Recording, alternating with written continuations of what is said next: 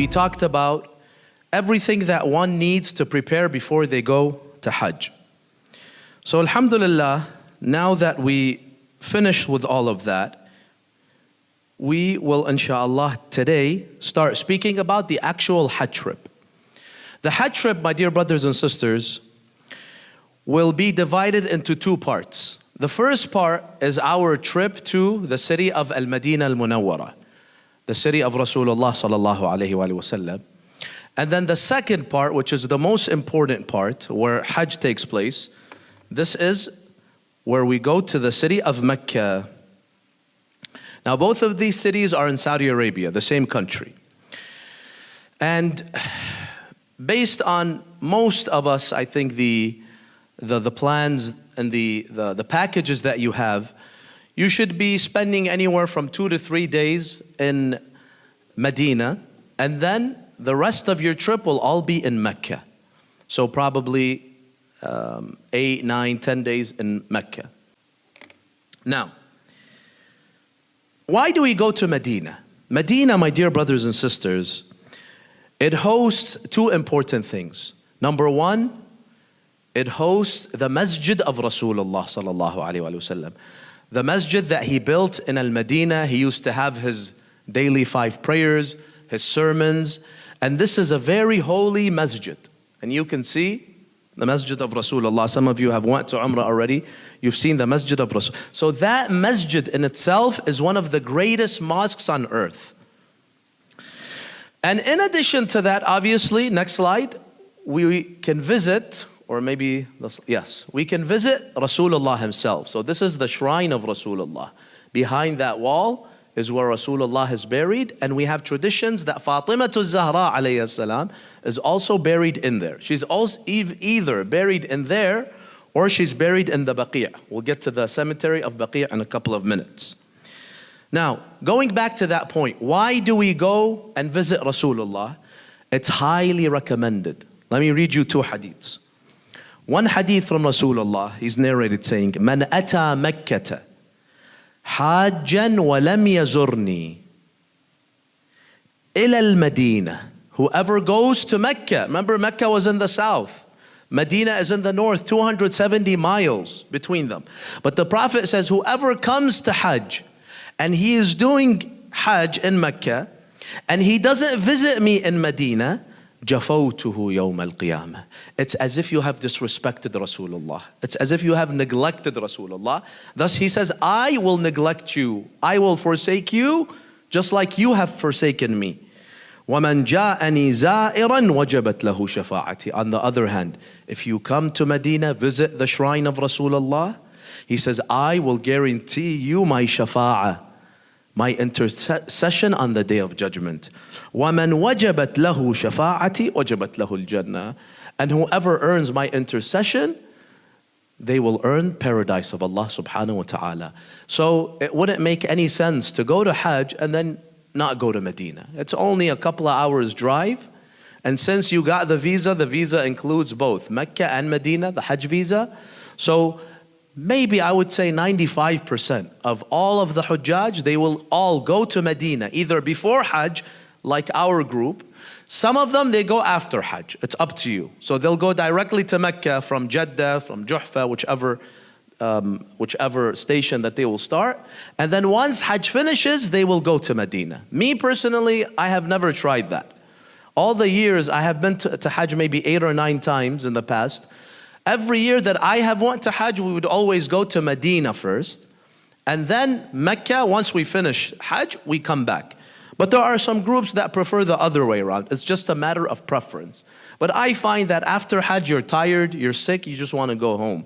But you don't have that much spiritual energy to go to Medina, to another site and do ziyarah.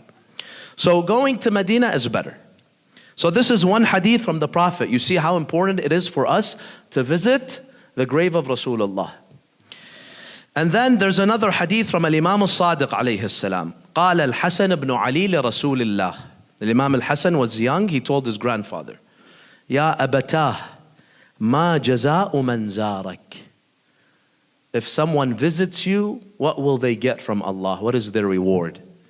The Prophet said, فقال رسول الله يا بني من زارني حيا أو ميتا. Whoever visits me while I'm alive or after I die. So when we go and visit Rasulullah's shrine, it's like we're visiting him when he was alive. من زارني حيا أو ميتا أو زار أباك أو أخاك أو زارك. It's not just Rasulullah. The Prophet then said, and whoever visits Imam Ali, Imam Hassan and Imam Hussein. All of these individuals, they have the specialty. He says, كان حقا علي أن أزوره يوم القيامة فأخلصه من ذنوبه. He says, if you visit me, Rasulullah, after I die, or Imam Ali, or Imam Hassan, or Imam Hussein. And remember, Imam Hassan is buried in Medina, close to Rasulullah. He says, it will be a duty upon me, Rasulullah. Yani as if Rasulullah is promising us that I will visit that person on the day of judgment and I will save him from his sins.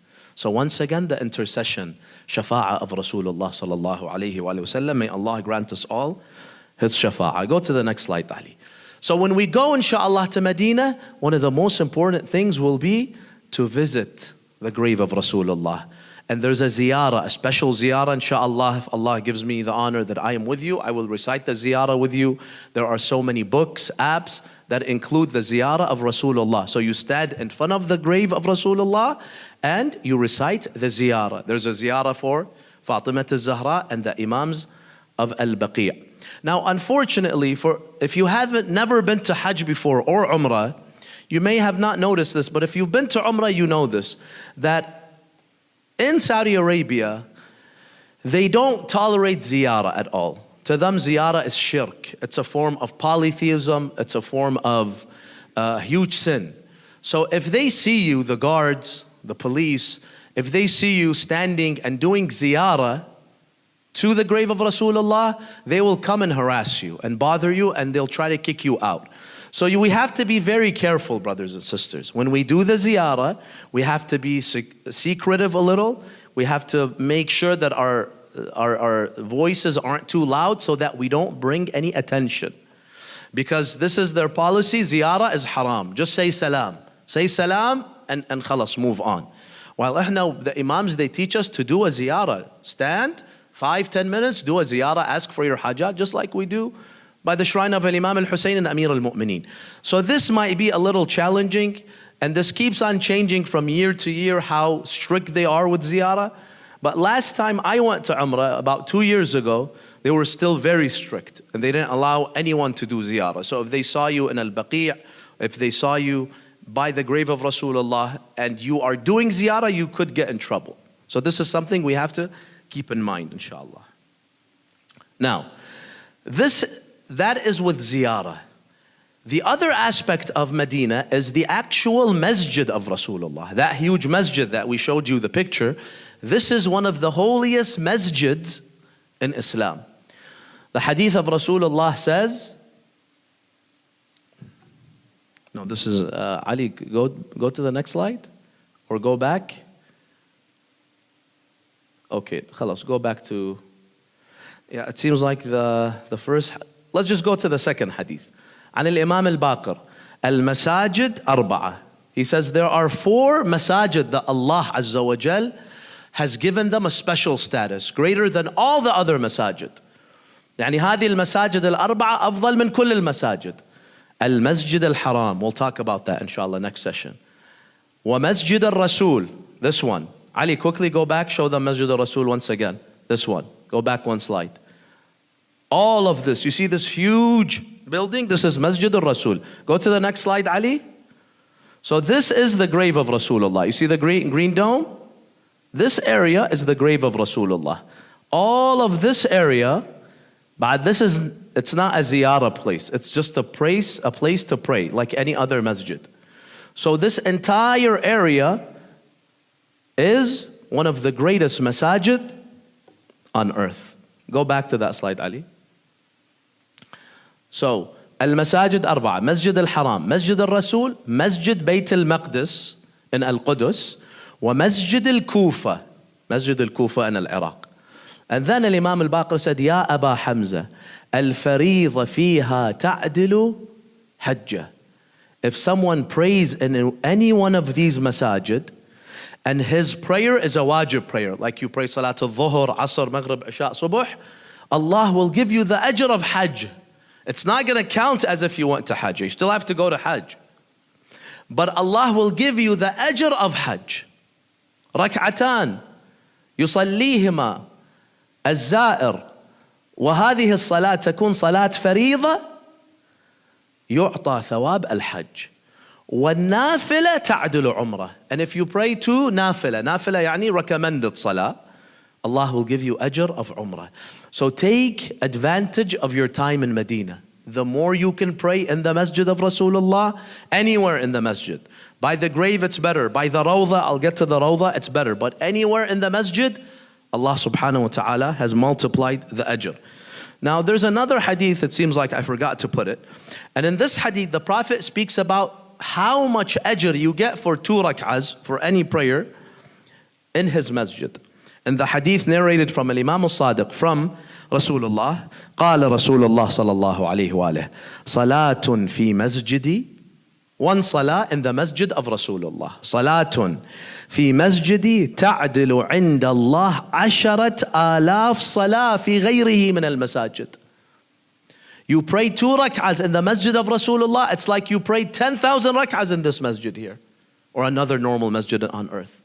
Now, does that mean if you miss 10,000 rak'ahs, wajib rak'ahs, you can go and pray 2 there and khalas, it will count for 10,000? No.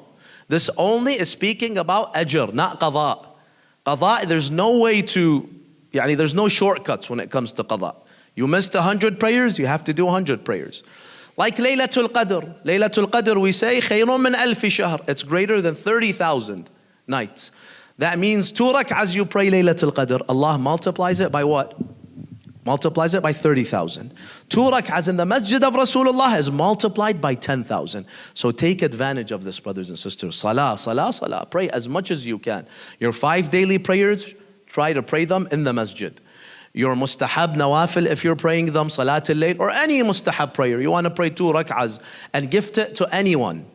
Make sure you do it all in the Masjid of Rasulullah sallallahu alayhi wa sallam. Go to the next slide. طيب, this is once again the Masjid of Rasulullah from the top. So this is the old area of the Masjid, and this is where Rasulullah is buried. You have the Rawdah here, and then this is the huge Masjid, and this is the court. This is the Baqi' right here, the cemetery. So you can see, walking from the grave of Rasulullah to Baqi' is like a 4-minute walk. They're very close to each other. Next slide, Ali. طيب, this is the Rawdah. What is the Rawdah? There's a hadith from Rasulullah that both Shia and Sunnis narrate, and I think you can find it written somewhere there when you go, inshallah. This is right by the grave. So the grave of Rasulullah in this picture would be right here, in this area. The hadith of the Prophet says, ما بين قبري ومنبري روضة من رياض الجنة. Between my qabr, where I'm buried, and my mimbar, my pulpit, lies a piece of heaven, a garden from heaven. This is the holiest place in the Masjid of Rasulullah. When you're there, it's as if you're in Jannah. Literally, it's like a piece of Jannah that Allah brought down and put it on earth. Where is the mimbar? This one. You see this one right here? That's a mimbar right there. It has the steps. So this area right here, the grave, like I said, it's right here. The wall's right there. So this area is called, and it stretches back a little. This is called al-Rawdah Sharifa. Now in the past, al-Rawdah was first come, first serve. But after COVID, they made it only accessible through booking. You have to download this app, and you have to, tie it to your passport, and they allow you to book only once your whole trip. Now this was last year. I don't know, it keeps changing, but I assume it'll be the same. So what do? So inshallah, they'll teach you once you arrive. You download a specific app, and then you click on Rawdah, it shows you the timings. And it gives you, it's probably blocks of 30 minutes. So when you reserve, it'll give you a QR code. There's a special entrance door. From there, you show them the pass. You wait in line depending on how busy it is, sometimes 5 minutes, sometimes up to 1 hour. And then they bring you here in groups. And when I went in the Umrah 2 years ago, they gave you only 10 minutes, or maybe even less. Yani maybe 8 minutes. So in those minutes, what do? Just pray, pray, pray. Pray 2 rak'ahs for yourself, for your parents, for your kids, for your siblings. Do not waste a single second, because this is the holiest area in the entire Masjid of Rasulullah and one of the holiest areas in the entire world. Has anyone went to Umrah recently? When did you go to Umrah? Was it still appointment? Okay, and they give you 5-10 minutes only. Next slide, Ali. So, this is a diagram. Let's say this is the grave of Rasulullah, like in the past picture. And then the minbar would be right here. So this entire area, this entire rectangle would be, and it could hold up to 150 people, I think. This is called the Rawda, and this is supposedly the old part of the masjid. You'll see, you can tell from the design, it's an older part. And then you have the large, big part that they expanded in the last 50, 60 years.